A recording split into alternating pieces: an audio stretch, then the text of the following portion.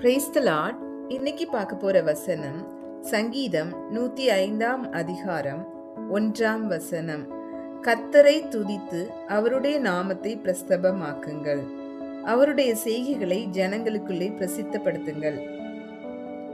இந்த வசனத்தை வாசிக்கிறப்போ இதுக்கு முன்னாடி உள்ள காரியங்கள் எல்லாம் பார்க்கும்போது கர்த்தர் எவ்வளவு பெரியவர் அப்படிங்கிறத ரொம்ப அழகா விவரிக்கிற மாதிரி சொல்லியிருக்காங்க அந்த சங்கீதக்காரராகிய தாவீது.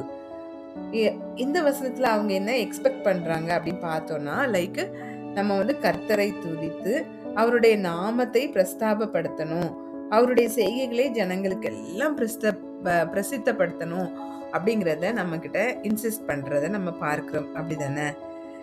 எக்ஸாம்பிள் நம்ம பார்த்தோம்னா, நம்ம ப்ராக்டிக்கலா நம்ம பார்த்தோம்னா, லைக் நம்ம உண்மையாவே இதை செய்யறோமா, அல்ல நம்ம நம்மளுடைய காரியங்களையே புகழ்ந்து புகழ்ந்து பேசுறோமா அப்படின்னு பார்த்தோம்னா, ரெண்டுமே நடக்கிற ஒரு விஷயமா தான் காணப்படுது. அப்படிதானே? சில நேரங்களில் நம்ம கர்த்தர் தான் எனக்கு இதை செஞ்சாங்க அப்படி நிறைய நேரங்கள்ல நம்ம கர்த்தரை நம்ம மகிமைப்படுத்துற காரியங்களை செஞ்சுட்டு இருப்போம்.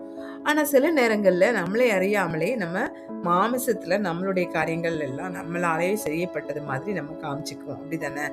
ஆனா தாவீது எப்படி சொல்றாங்கன்னா, கர்த்தரை துதித்து அவருடைய நாமத்தை பிரஸ்தாபப்படுத்தணும் அப்படிங்கிறத அவ்வளவு அழகா தெளிவா சொல்றத நம்ம பார்க்கிறோம்.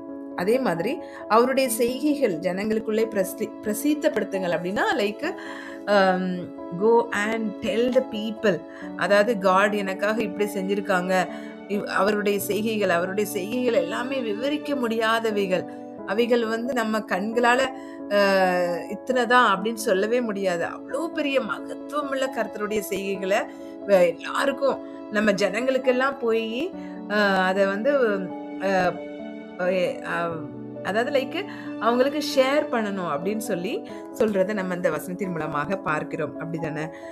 நம்மளுடைய நேரங்கள்ல நமக்கு கிடைக்கிற டைம்ல நம்ம ஃப்ரெண்ட்ஸ் கிட்ட பேசும்போதும் சரி, இல்லை நம்மளோட ரொம்ப க்ளோஸ் ஆனவங்கள்ட்ட பேசும்போதும் சரி, இல்லை நம்ம யார்கிட்ட பேசுறோம், நம்ம ஒருவேளை ஒர்க் பிளேஸ்ல இருக்கலாம், ஏதாவது யாரெல்லாம் நம்ம மீட் பண்றோமோ நம்மளால முடிஞ்ச அளவுக்கு லைக் காடோட வல்லமைகளையும் அவருடைய செய்கைகளையும் சொல்லி நம்ம அவரை அவருடைய நாமத்தை மகிமைப்படுத்தணும் அப்படிங்கிறது தான் அந்த வசனத்துல அவ்வளவு அழகா தெளிவா சொல்லப்படுறதை நம்ம பார்க்கிறோம்.